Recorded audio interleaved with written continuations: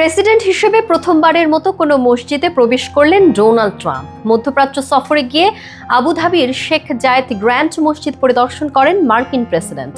মসজিদের অভিজ্ঞতা সম্পর্কে ট্রাম্প বলেন, এটা এক অসাধারণ স্বীকৃতি।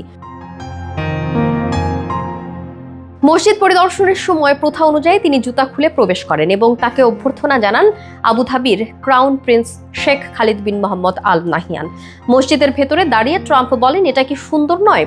এটা সত্যি দারুণ সুন্দর। এটা এক অসাধারণ সংস্কৃতি।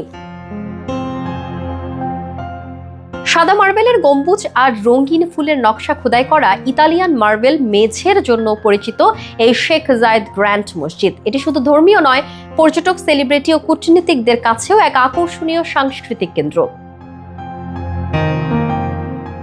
অথচ 2016 সালের নির্বাচনে মসজিদকে বিদ্বেষের উৎস বলে অভিহিত করেন ট্রাম্প এবং প্রেসিডেন্ট হওয়ার পর মুসলিম প্রধান দেশগুলোর ওপর ভ্রমণ নিষেধাজ্ঞাও দেন।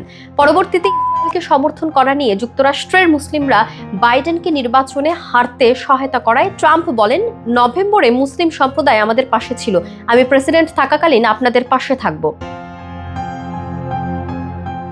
তবে এই সদিচ্ছার ভাষা যেন বেশি দিন স্থায়ী হয়নি। গাজায় যুদ্ধবিরতি ভেঙে পড়া, ত্রাণ প্রবেশ বন্ধ আর যুক্তরাষ্ট্রে মুসলিম শিক্ষার্থীদের গ্রেফতারের ঘটনা তৈরি হয়েছে নতুন বিতর্ক। এই সফরে ট্রাম্প আরও বলেন, আমি গর্বিত হব যদি যুক্তরাষ্ট্র গাজা নেয়, এটিকে একটি স্বাধীন অঞ্চল বানায়। এদিকে বিশ্লেষকদের মতে এই সফর ও বক্তব্য মুসলিম ভোটারদের সমর্থন ফিরে পেতে এক রাজনৈতিক কৌশল মাত্র।